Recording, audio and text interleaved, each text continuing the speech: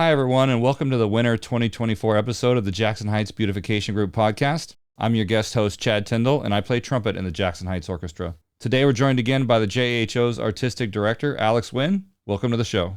Thank you for having me again. And thank you for doing this, Chad. It's always fantastic to give a little more insight and get prepped up ready for our next concert. I actually do get good feedback, both from people in the audience as well as actually members of the orchestra who like listening and want to hear what you have to say as well. Really? I'm that's the first to hear about it, so that makes me more excited. Yeah, it's fun. It's fun. So this is your first season after having been named as the permanent artistic director of the Jackson Heights Orchestra. How does it feel knowing that you're contractually bound to work with us for the rest of your conducting career?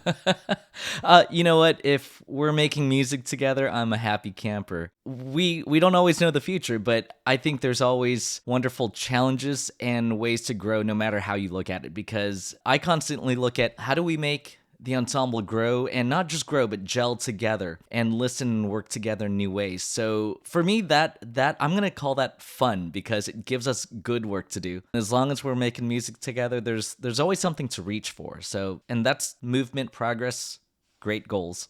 For sure, the orchestra is growing in many, many ways. The JHO is in a strange kind of transition year because, Alex, once you took over the orchestra, and then we also had multiple people on the leadership committee handling recruiting and personnel, allowing you to focus on the musical side of things, our numbers have swelled to the point where we no longer fit inside of St. Mark's Church, where we have performed for the last 10 years. And while the Renaissance Charter School has graciously allowed us to use their space for rehearsals, unfortunately, both PS 69 and Louis Armstrong Middle School are currently renovating their auditoriums in the neighborhood, so there's a distinct lack of available performance space that can fit both our large orchestra as well as our growing audience. Now, this isn't all bad, though, as this presents an opportunity to go out and perform in other neighborhoods and bring the music of the Jackson Heights Orchestra to new audiences around Queens. So let's start with a quick promo for the upcoming Jackson Heights Orchestra concert, which will be held Wednesday, December 11th at 7:30 p.m. at Trinity Lutheran Church in Astoria. There is no admission fee. As a community orchestra, our mission is to make great music accessible to all members of the community. We'll talk more about that concert program later in the show, but for now, don't forget to mark your calendars and see the website jhorchestra.org for details on the upcoming concert and how to donate to support the orchestra so we can keep making this music available to everyone. Also, mark your calendars for our next two regular season concerts, which will be March 19th and May 21st, 2025. We'll announce the location in the new year, but for now, please save those dates. Yeah, let's just jump in and talk about this upcoming concert here in December. I remember last season you had a different theme for each concert's programming. You had Tales and Fantasies. You had one about the American music tradition. Are you planning to continue with themes like that for each concert moving forward? I think in the future there's chances to do some great themes. There's aspirational themes, and that brings different works together in some cases, and not necessarily all the time when you simply have, I think, just great music put together. I knew for this season we wanted to feature different soloists, since we've done a clarinet concerto, with me anyway, with a double violin concerto, a soprano. I thought, let's keep mixing it up, and we have our wonderful tenor soloist, Ryan, with us on this program, so really excited about that. Yeah, definitely. We'll certainly talk about that piece in a little bit. How did you pick these three works? Is there anything that ties them together? Well, something that keeps coming up is the idea of both Smetana and Vaughan Williams have this incredible musical painting with their writing, and both kind of cover their homeland in a way, right? Smetana with Czech music, and then Vaughan Williams, I mean, it's as British as you get. So okay. There's a good link right there alone. I want to read something so that people can have a little background into the first piece here. The concert opens with a work, as you said, from the Czech composer Smetana. I'm sure I'm going to totally butcher the pronunciation of all this stuff. It's called Ma Vlast, which means my fatherland, and is 6 separate symphonic poems that can be played independently or together like a 6-movement suite. We're playing only the second one about the Vltava River. I guess that's what it's called in Czech, also known as the Moldau River in German. You speak German, I think, a little more than me. Did I pronounce that right? I'm working on it, but Moldau is pretty good. I've been told and corrected as well, Vltava for Vltava? the Czech River. Yeah, that's right. All right. Well, it's the longest river in the Czech Republic, the left tributary of the Elbe River. It runs southeast along the Bohemian Forest and then north across Bohemia through Prague, commonly referred to as the Czech National River. And in his own words, the composition uses tone painting to describe the course of the river, starting from two small springs to the unification of both streams into a single current. Then the course of the river goes through woods and meadows, through landscapes where a farmer's wedding is celebrated, the round dance of the mermaids in the night's moonshine. On the nearby rocks loom proud castles, palaces, and ruins aloft. The river swirls into the St. John's Rapids, then it widens and flows towards Prague and majestically vanishes into the distance, ending at the Elbe. So my question to you is, how much do these notes from the composer play into the way you think about rehearsing the piece with the group and also how you conduct the piece? Does it influence you at all? Yeah, well, first of all, what a journey you just painted, bringing us through this one movement work, right? With the Moldau, we can use every bit of what the composer brings forth. That matters a lot. When we play a tone poem or musical painting like this from Smetana, it's important that we're showing the start of that river journey, as you described it so beautifully. When you build instrumentation, as you add instruments, right? The piece starts with flutes, just two flutes alternating, just going back and forth like a stream, unending. Oh, that's the two small streams. Okay. And it starts so small and so intimate with the pizzicatos from the strings.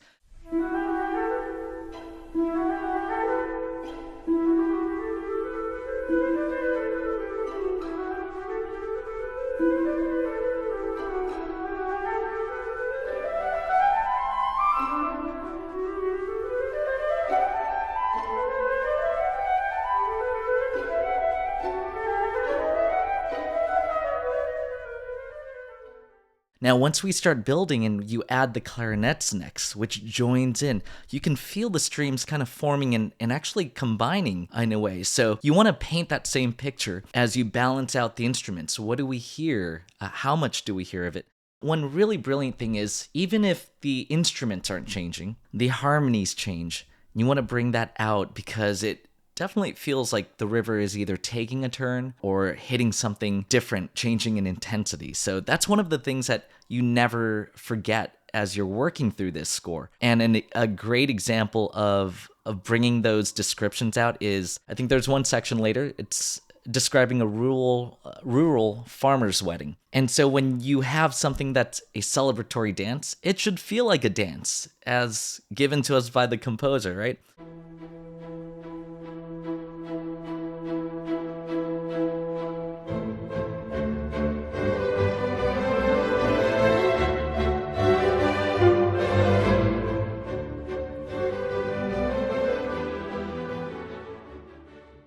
You can pick a tempo, but if it's not organic, if it's too fast, too slow, how do your feet actually dance to that? You got to figure that out. So it has to feel natural. That's ultimately what gets us moving. It's a wonderful way of having organic music. Yeah, I find when I'm listening to something that's based on something visual or something that I'm supposed to visualize in my head while I'm hearing it, and for me, the iconic version of that is spring, where the birds are chirping and thunder's happening with rainstorms and stuff.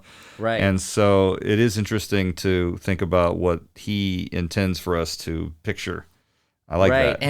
And as a brass player in the brass section for yourself, Chad, we get to the big rapids, right? And there are these moments where the brass come roaring in. But I often think about, how do we articulate? We talk with each other in rehearsals about, hey, this needs to be a little more punchy or more articulate or a little hard-hitting.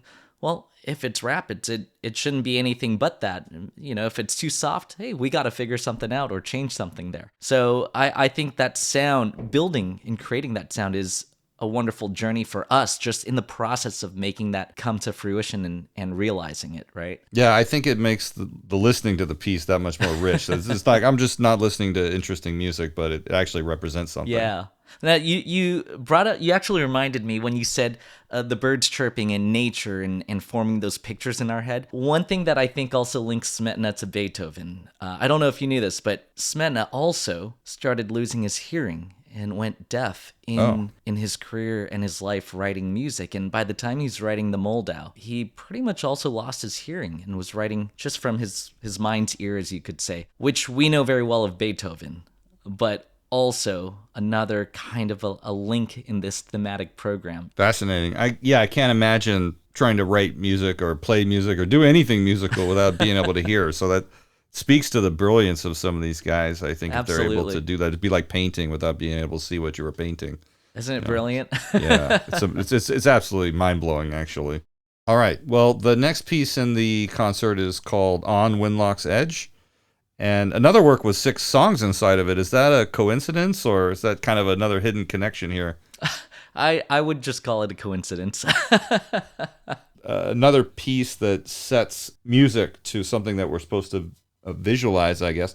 This time, though, it's set to poetry as opposed to just images of nature. And we have a wonderful professional opera singer, Ryan Elias, joining us as a soloist, a tenor, as you said earlier.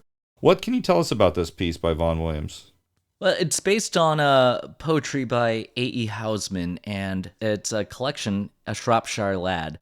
But he picks these 6 poems and sets it to music, not necessarily in a complete story. So they're all somewhat individual, but they all really get at the heart of this kind of countryside sound, right, of the English Isles, and tells different stories, but they all have something in common where it really gets at an emotionality of what Ryan, our tenor, will be singing about. And I think Vaughan Williams always has this very open air sound that's so well, Vaughan Williams branded, to say in fewer words.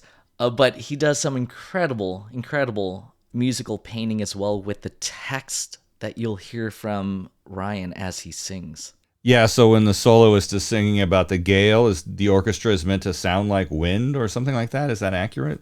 Yeah, what matters here is also knowing that Vaughan Williams wrote this for tenor to be sung with string quartet and piano. That was the original.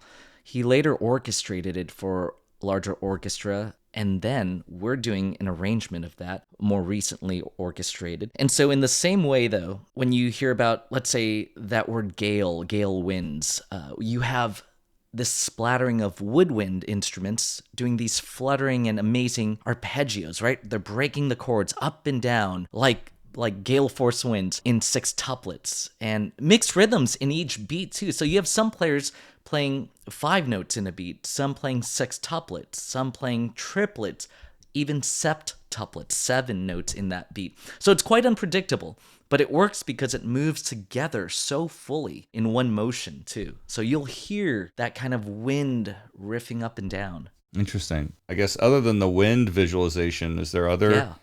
other types of word painting that people can listen for? Yeah, one of my favorites is in the 5th movement on Breeden Hill. And when Ryan sings about the bells tolling in the distance, you actually hear this, and the arranger has done a great job preserving this orchestration where the French horn will play a note, really nice and solid, single note, but it's echoed, not actually echoed. At the same time, the pizzicatos in the strings are plucked.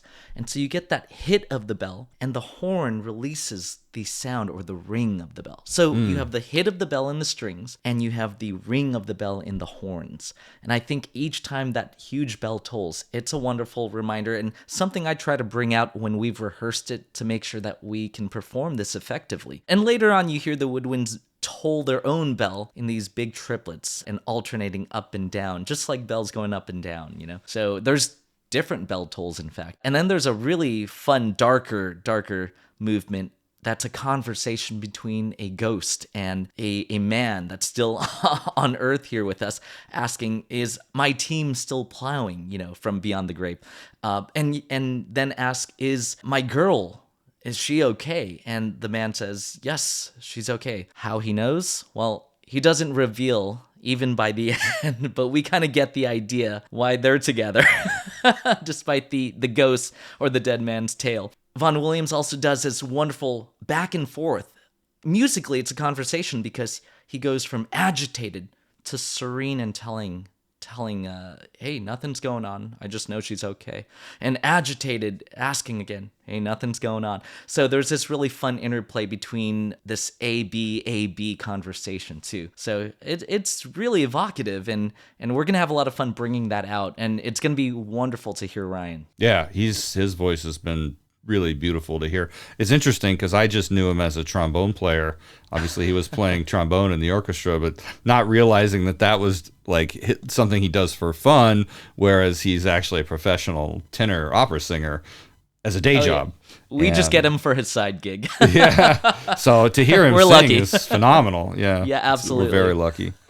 Oh, well, in a sense, we've come full circle because your first time conducting the JHO was several years ago when we were set to perform Beethoven Symphony No. 7, and our conductor fell ill the day of the performance, and you stepped in to conduct us, not even with a dress rehearsal, and it went off without a hitch, and of course, the rest is history. You're here now as our artistic director. Now you've programmed another Beethoven Symphony No. 5, so I got to ask, why No. 5? Why No. 5? Well, it would seem that Beethoven's Sixth, the Pastoral, would be fitting for all of this musical landscape painting, right? And the natural world. But I got to tell you, I was thinking a little long term and thinking we have a spring program coming up, and that would be fitting as well. But you know what? The fifth is also important because along this emotional river, this journey, I'm going to call it, thanks to Smetana, you also have this formidably triumphant work from Beethoven. Also, the JHO hasn't done it yet, and I just think it's a remarkable way to be or become an ensemble with great emotionality, right? We go from the natural homeland of Smetana and the river Moldau to the storied English Isle down to this triumphant ending. But I think it's also just a fantastic way to get the purity of Beethoven to work and create music as an ensemble. I think it brings us together, and it also, well, gives us a lot of great things to listen to as we work with each other, to form as an ensemble. Being my first year here, it's often a great test also in programming to see, hey, what things can we provide for the community? What things can we provide for the ensemble? Because we're also here for each of the players as musicians, as artists to grow as well, too. So I think there were a lot of things that went into that. But ultimately, it's Beethoven's Fifth. Come on. Yeah, no, it's a wonderful piece. So are you view it as a way to help the orchestra level up as well? I would always say that's a great goal with however you program. It should also, we should never look away from that either, you know? In my mind, it seems like No. 5 to me is the most recognizable. Everybody knows the dun dun dun dun type motif. But when I was reading up, it sounds like No. 7 is actually the most frequently performed of his symphonies. Any idea why that might be? I haven't seen the numbers, but that's great to know. No. 7, which we did do. No idea. I mean, the fifth is iconic, and in fact, if you think about the ways it's been used in popular culture, I mean, I wonder if they took that into account too. But the idea of the fate motif, right? Da da da da, the four notes. Funny enough, comes from after Beethoven's death. Maybe some would say it's already been disparaged by experts, but highly romanticizes the view of Beethoven. That's easy to say for sure, but I'm sure there's great reason it sticks with us because it's so iconic and it brings that kind of energy to performance, right? But the way that Beethoven uses these four notes incredibly, even in the first movement, turned up, down, back, around, you find that rhythm, that singular heroic figure recurring at every critical point later. In fact, in the first movement, it's practically in every bar. It's revolutionary, the way he's using the form. That was a new technique? I wouldn't say it was new, but to hammer something in so adamantly, I think he was probably off his rockers, but that's what's great about it, right? And he turns it into this triumphant ending in the fourth movement, which, by the way, people say the piccolo and the trombones get their star moment coming in at the end of the third movement and then the fourth movement. It's been done before. It's not the first time, but when you have something so grand and it's Beethoven, so well known, it really made that moment shine for those instruments in a classical symphony. I put a call out for questions from other members in the orchestra. I'll just kind of rapid fire them at you. Okay. Given that number 5 is so well known, do you have any interpretations of it you especially love, or pet peeves of it? Like, how do you make it your own when you're conducting something that the audience knows so well? Interpret, well, that's interesting because you could do so many things with it, right? Tempo being one thing that varies through so many recordings. I'm sure many people out there have heard. And then there are very interesting moments where throughout history of the Fifth Symphony, you're either choosing the bassoon to play it or the French horns to play it, or now it's come back to the bassoons in certain passages too. What do you mean you're choosing? Like the conductor, it's like a choose your own adventure in the score, or what? Well, in his manuscript, there's one section where the bassoons play a passage that the horns, it seems experts in time have chosen the horns to play. So they've revised editions of the Fifth Symphony, and the horns play it. But that may have been a question of whether the horns in the time of Beethoven could play it. And now we have valved horns, right? So it's easy to just simply jump to those notes. Whereas some argue, hey, they had time to maybe switch and put down and pick up a different horn. It's all up to a good amount of research, but you can make those determinations and say, you know what, I'm going to stick with this version where the bassoons play this passage too. And it's very, very exposed open passage you'll hear in the movement in the symphony. The bassoons have it alone and them alone. So Yeah. yeah, a nice solo moment. All right. Well, okay, another question here. Why is the violin 2 part so hard, even harder than the violin 1 part? Obviously, this is asked by someone in the second violin section. I won't name names, I've but never heard of this one. But no, it's hard because it's deceptive. He plays with your idea of expectations too. When you think you're about to enter, it usually would be the first in a classical symphony. That's your main melody. No, he starts with the second violins. You're on the hot seat, right? Second violins. And in the larger scale of things, I think he also plays with your ear. The idea of downbeats and these larger 4-bar structures is da da da da. Is it the downbeat da da da da, or is it the pickup into something else da da da da? And so you get thrown around, but I think that's the brilliant part of not just listening but playing Beethoven's Fifth, is that again, it's so pure that it makes your listening, your ensemble work really, really at a peak level. You have to be. And it just makes it that much more tension and energy when you play on the edge of your seat like that, because he's putting those rhythms kind of on the edge of the bar as well, too. So I think the second violins get let's call it a wonderfully fun time with entrances that defy expectation. Let's put it that way. it's a wild ride. Well, I hope we're able to level up as you want us to, and we do you proud. Last question here. What are your thoughts on Beethoven's metronome markings? I guess Beethoven wrote down his own metronome markings, but they're generally like too fast, and people have different theories about this. Do you know about this?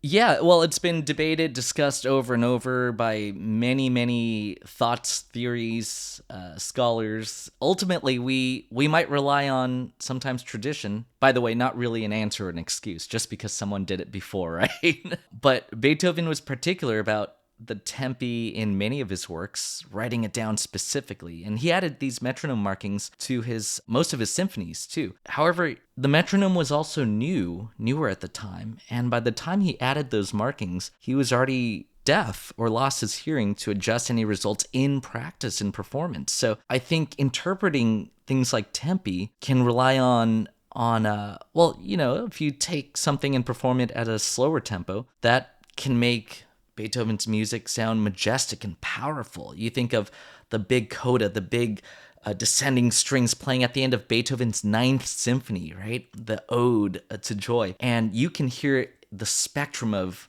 tempi or speed at which that's played, from ya da da da da da da da, or da da da da da da da da da da da da. So wow, that's a big difference. The range is huge. And so if these great conductors of past have taken that extreme view on both ends of the spectrum, I think there's room for interpretation. And all that does take work. And we look at Beethoven's metronome markings and we say, does this make sense on a larger scale? Does this make sense with a 4-bar phrase, 8-bar phrase, where he holds the fermata? And then how does it fit in to the fourth movement, when things come back inevitably. And so there's a lot of ways to look at it. I don't have one answer, but it takes a little work and a little conviction. But I think that's interpretation, right? When you have the conviction to create something at that tempo, well, you better have a reason to do it. And I think that's looking at all of those things, you put it all together. With that, I know that wasn't a single answer for you. No, it's a good discussion. That's also interpretation and discussion. You're right. Well, I also wonder if maybe they just weren't as good at measuring time back then as we are now. And if he wrote 100 beats a minute, it's what we would call 60 beats a minute or something like that. Have you heard that the metronome Beethoven was using was a little off too? No, well, that's what I'm wondering. Like maybe it wasn't properly calibrated or something. That's also been a theory. So there you go. Okay. All right. Well, thank you, Alex, for joining the show today. It's going to be a great concert. We'll put all these links in the show notes, but if you'd like to read more about Alex or see his upcoming performance calendar, his website is alexwinmusic.com. For more information about the Jackson Heights Beautification Group, our website is jhbg.org, and we are at JHBGNY on Twitter, Facebook, and Instagram. You can also sign up for the mailing list to receive email announcements of upcoming events and programs. The Jackson Heights Orchestra is at Jackson Heights Orchestra on Facebook and at JH Orchestra on Twitter and Instagram. Our website is jhorchestra.org, where you can see our upcoming schedule. We are dependent on donations and support from community members to continue bringing this great music to Jackson Heights, and we greatly appreciate any support. Once again, our next concert will be held on Wednesday, December 11th at 7:30 p.m. at Trinity Lutheran Church in Astoria, and we hope to see you there.